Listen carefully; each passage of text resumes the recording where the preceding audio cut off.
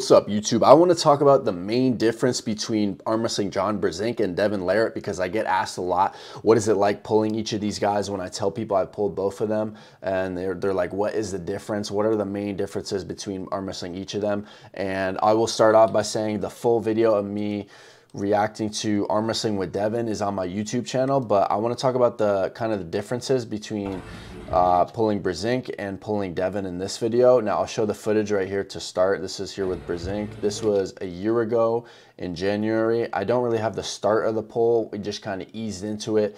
And the main thing I'm feeling in this setup right here is just that his hand and wrist is super strong.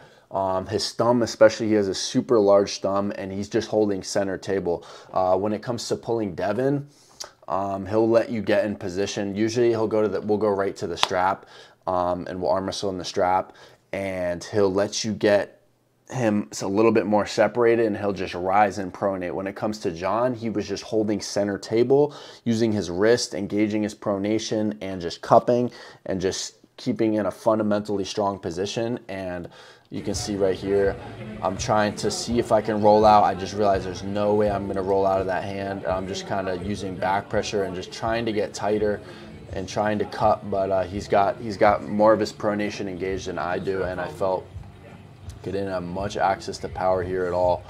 He's just holding there. You see me just kind of letting go, trying to see if I can top roll out, and there's not much there. And here he's basically giving his wrist more for the sake of training, to see if I'm able to apply more pressure once he gives more of his wrist. But my pronator was completely gassed. There was nothing I could do there, so I ended up trying to go back in the hook here, trying to go inside, and absolutely nothing. Just gassed me out entirely there at center table. I will say, immediately before I pulled him, I had pulled Bob Brown. This was immediately before. So this is me pulling Bob Brown, and then Brzenk comes up after.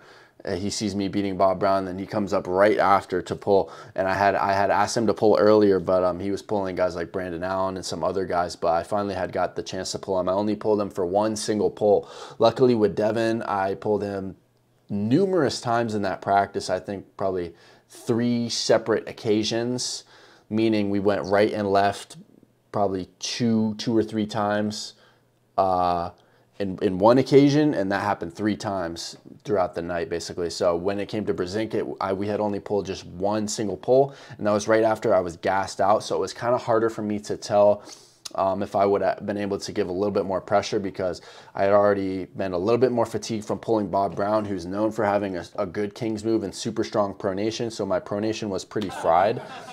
This is the footage of me pulling Bob Brown right before here. So you can see he's trying to hit my fingers there. He can't roll out of my fingers completely there. So I've got him cupped in a defensive hook. This is like textbook defensive hook. I keep my shoulder in there. And then right about here, I can feel that his pronation is starting to gas. And I'm able to cup in and get a good position there. Then here we go once again. And right down to the pad. And basically, man, it was super cool pulling Brzenk. I would love to pull him again, to be honest. Would love to pull him fresh, see if I could crack his hand a little bit more than I did there. Obviously, don't have the highest expectations. We're talking about the greatest of all time, but it's awesome to be able to say I've arm wrestled both him, Devon, guys like Bob Brown. Trying to think, who are some other big names. I mean, those are really the main 2 like big named arm wrestlers that I've got to arm wrestle with, but hopefully there's a lot more that I'll be able to arm wrestle with at some point as well. I'm only 3 years into the sport, and I'm looking forward to progressing even more. I'm absolutely hooked on the sport, so for me to have opportunities such as arm wrestling with legends such as this, I'm very thankful for that, and I'm looking forward to seeing where I'm at 5 to 10 years from now, because it's really just, you know, 1 week at a time, practicing, training in the gym, and that's how you get better over time, just that consistency. And the thing about arm wrestling, it's a tendon strength, and it takes time to strengthen your tendons.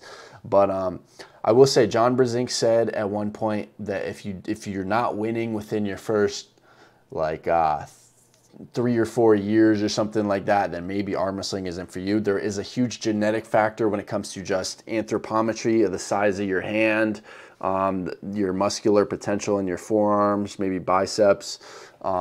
Like John Brzenk, for example, is gifted in the hand department. Super large thumb, which makes it very hard to get a good hold of his hand. And that is certainly something that is advantageous to have in arm wrestling, because the hand is super important, because the hand dictates where the fight goes. If it's like the leading chain of command. Like if you have the stronger hand, then you can negate someone's side pressure, you can negate someone's pronation, you can negate all the other angles. You basically control the complete angle of the match, and that's basically what complete hand control is called. But these are just some thoughts I'm kind of rambling on about that made me think about when it comes to John Brzenk and the difference between him and Devon. Again, to summarize, with Devon, he's a lot of rise, a lot of pronation, and he's letting you get in a position where you can work, and then he's reeling you back in or just gassing you out as you're going, and your wrist is going back. It's usually what happens against Devon. Against John, the one time I pulled him, just holding me center table, completely holding me, and then he starts giving his wrist a little bit more just for training purposes and holding. And he did the same thing to Brandon Allen. There was footage in the same practice when we pulled, and he pulled Brandon, he pulled all the other guys from Vegas, and John was basically just holding and training. That's the cool thing about John, how he kind of calls it like a workout, like it's a good workout, and it's like so casual about how he describes it with that, which I think is awesome. He's just complete legend, and he has a really smart approach when it comes to training, as you can tell, where he's always trying to work on something, and he's constantly strengthening his angles.